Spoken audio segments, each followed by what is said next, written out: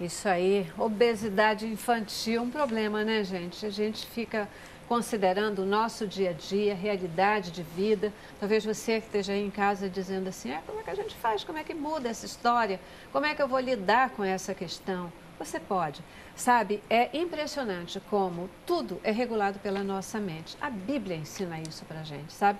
Uma chave para transformar o mundo e para provocar mudança é a gente renovar a nossa mente. Você precisa se conscientizar dos problemas que a obesidade infantil causam em uma criança. Você precisa se conscientizar que você, adulto, é o transformador dessa história. E ouvir as dicas que a gente fala, buscar informações em tantos lugares e fazer acontecer, né? É muito importante esse tipo de programa, né? Essa informação aqui que está sendo dada. Porque você veja bem, as pessoas, apesar, né, de hoje em dia, então, a gente tem falado muito sobre obesidade infantil, sobre todas essas questões do tempo que a mãe não tem mais, do corre-corre, que, como você disse, não vai mudar, pelo contrário, isso vai aumentar.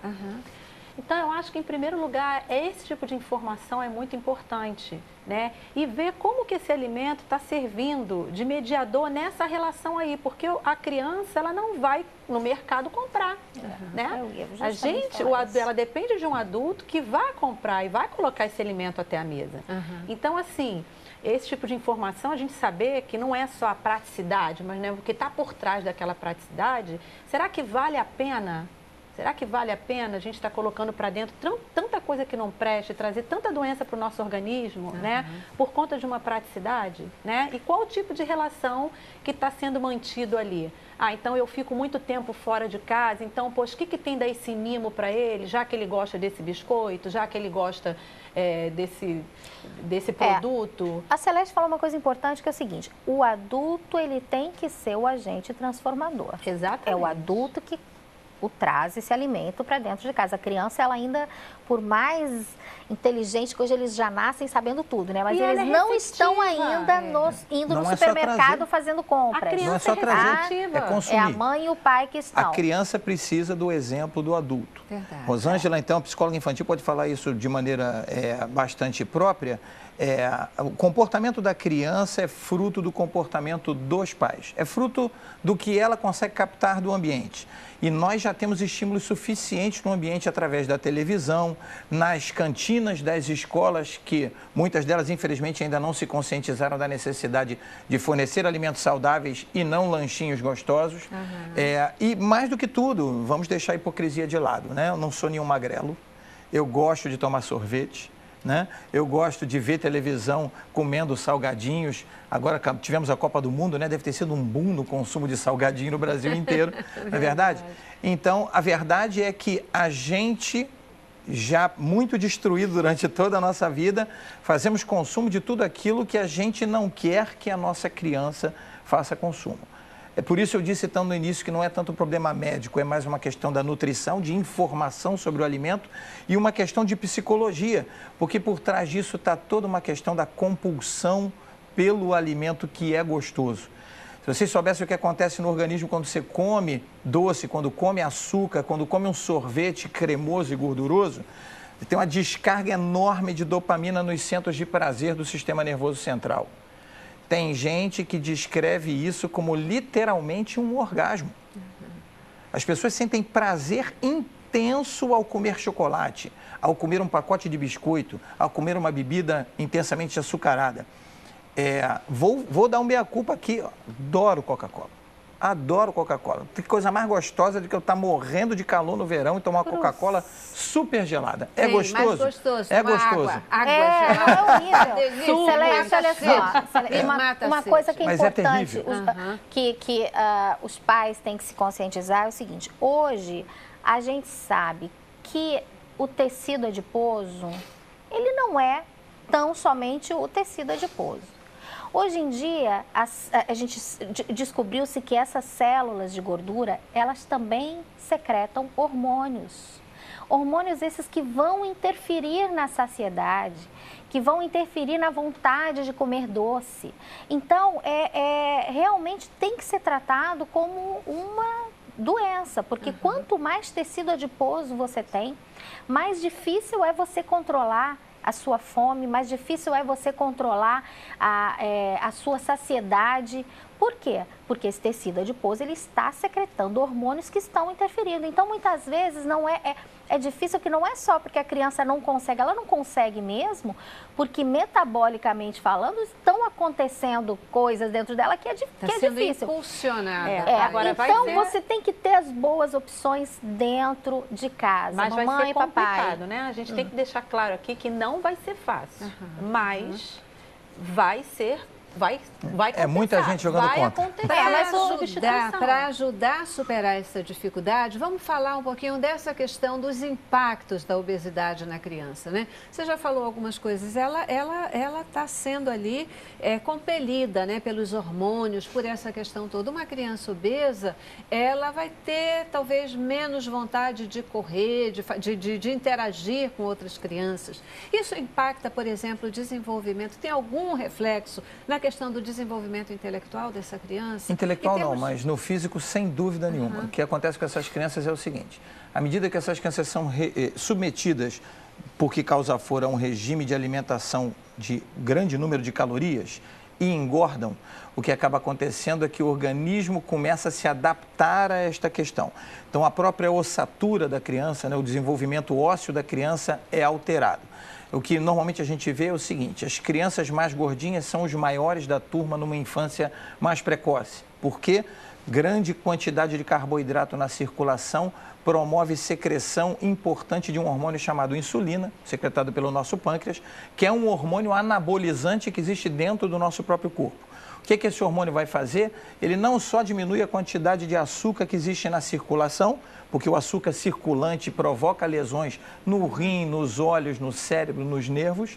Então, ele reduz a quantidade de açúcar e armazena ele, entre outras coisas, na forma de gordura, mas ele promove o crescimento do organismo como um todo. Então, essas crianças são maiores, elas crescem mais rápido e são mais desenvolvidas do que as crianças que não são obesas da mesma faixa etária. Mas aí ocorre um problema. À medida que essas crianças crescem, a sobrecarga de peso sobre os ossos faz com que, ao chegarem na pré-adolescência, haja uma soldadura das cartilagens de crescimento nos ossos longos. E aquelas crianças que eram as maiores durante toda a fase escolar vão interromper o seu crescimento precocemente, sendo ultrapassadas por todas as outras no estirão puberal. Então, aquele gordinho que era o maior da turma na classe dos menores se tornará o baixinho, gordinho na classe dos maiores, porque todo mundo vai passar por ele. Isso para falar só em crescimento e desenvolvimento. Hoje em dia, a obesidade é tão intensa sobre as crianças que você vê doenças que não existiam antigamente na infância acontecerem agora. Então, crianças com hipertensão secundária à obesidade, crianças com gastrite secundária à má alimentação. Muitas doenças que eram típicas de adultos obesos passaram a ocorrer também na infância. O diabetes, por exemplo, eu já sou, lamento dizer isso, né? Já sou velho o suficiente para colocar dessa maneira. Houve uma época que o diabetes, que era dependente de insulina, era chamado de diabetes juvenil, porque apenas 1% dos diabetes que ocorriam na infância eram decorrentes da obesidade. Hoje em dia, as estatísticas mostram que a incidência de diabetes que depende de insulina e que não depende de insulina já se igualaram. 50% das crianças com diabetes têm o diabetes genético, por deficiência de produção de insulina. E 50% das crianças diabéticas hoje em dia já são diabéticas por secundariamente a obesidade. Isso é gravíssimo. Criança pode tomar remédio para emagrecer? Depende de qual seja o remédio para emagrecer. Eu tenho restrições até quando essa criança, muitas vezes a mãe procura uma orientação e quando se passa dietas rígidas para a criança. Aí troca-se o leite integral pelo leite desnatado. Não é assim. Não, eu acredito, dentro da linha que eu trabalho, não é dessa forma que a gente reverte essa situação de obesidade. A gente reverte com educação nutricional mesmo, né? Fazendo com que essa família, porque não é nem a criança, fazendo com que essa família passe a se alimentar de forma adequada, né? Comendo alimentos que são comidas de verdade, né? E não coisas empacotadas, aquelas coisinhas que parecem batata frita, até a própria, sabe aquela batata de tubinho? Aquilo não é batata frita, né? Se você for lá, você vai ver que é uma massa que ela vai para aquele molde, depois corta e frita. Então, é assustador. É assustador você ver o que é colocado dentro desses pacotes. Então, chegou em casa, mãe, desligou a TV? Acabou de ver o programa? Vai na despensa. Pega aquele monte de coisa que você não vai conseguir ler, não sabe o que é, acidulante, aquele monte de corante, conservante, que você não está entendendo o que é, joga fora. Não dê para o seu filho, por favor. Vamos passar a tratar essas crianças com comida de verdade, né? E remédio só se for a partir de uma orientação médica muito específica. Eu queria colocar uma questão em relação ao remédio, né? São poucos os profissionais que indicam para um psicólogo uma criança obesa, né? E é um trabalho importantíssimo, não porque eu sou dessa área, não, né? Eu acredito que deveria ter um olhar maior em relação a esse tipo de multidisciplinar, né?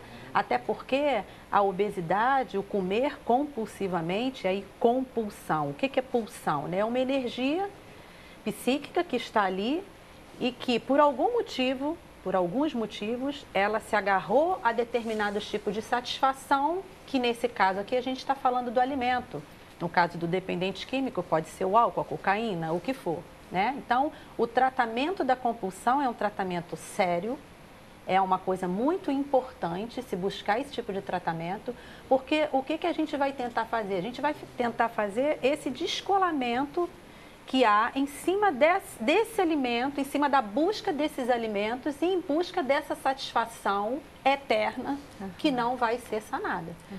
Perfeito. Aqui, complementando o que a Rosângela falou, até voltando àquele gancho que eu puxei no início, se eu disse que é muito mais uma coisa da área delas do que da área médica propriamente dita, hoje em dia tem trabalhos em neurociência que mostram nitidamente que o prazer obtido com o alimento, ele atinge os circuitos cerebrais, os mesmos circuitos cerebrais da satisfação que um drogadito tem quando faz uso de droga. E que o comportamento, inclusive, é muito similar, até mesmo de abstinência que se obtém com a droga, quando você separa a pessoa de certos alimentos que ela está acostumada a consumir. Por isso, há a mesma recomendação, que pode parecer dramática, mas não é, de que o obeso seja tratado como um viciado. Um viciado em comer, um viciado em gordura, um viciado em sal, um viciado em carboidrato. Aí reside a importância de que, do mesmo jeito que eu sei que não existe tratamento eficaz do viciado sem uma abordagem psicológica, também em relação ao obeso, principalmente aquele que come compulsivamente, ele tem que ser abordado por um psicólogo. Tem que ser acompanhado por um nutricionista, sem dúvida nenhuma, até porque essa disciplina alimentar e essa consciência nutricional que a Josiane falou aqui é imprescindível para o emagrecimento. Quem não conhece o que come não conseguirá emagrecer, isso é um fato. Você tem que saber o que te engorda para evitar o que te engorda e conseguir emagrecer. Mas trabalhar a psique é imprescindível para o obeso. E para mim sobra a contenção de danos, né? Quando fica doente, eu vou lá e tento resolver algum probleminha. A gente tem que tratar a psique aqui, não é do obeso neste caso. O psique a ser trabalhado é do cuidador dessa criança, seja a avó, seja a mãe, seja o pai, aí que reside o problema. Porque a criança... Chega um ponto, talvez, Josiane, que a própria criança precisa, porque ela já está tão no contexto. Sim, mas a gente tem que começar tratando esses pais, não há com os pais. Uma abordagem com a criança, só um minutinho, numa abordagem com a criança, não há como trabalhar com criança sem trabalhar com a família. Os pais. Né? Na questão da educação, por exemplo, a escola também. Então, assim... Há que se entender que esse não é um problema somente da nutrição ou somente da medicina, é um problema multidisciplinar, como você falou, e aí o profissional ele vai fazer essa abordagem com a criança também e com os pais também. Perfeito. Gente, nós já estouramos nosso tempo, assim, eu nem sei como o diretor ainda não nos cortou, entendeu? A gente vai para o nosso último intervalo e a gente volta já para as nossas considerações finais, tá bom? Mas o papo muito bom, show. Vamos lá. Cabeça pra cima.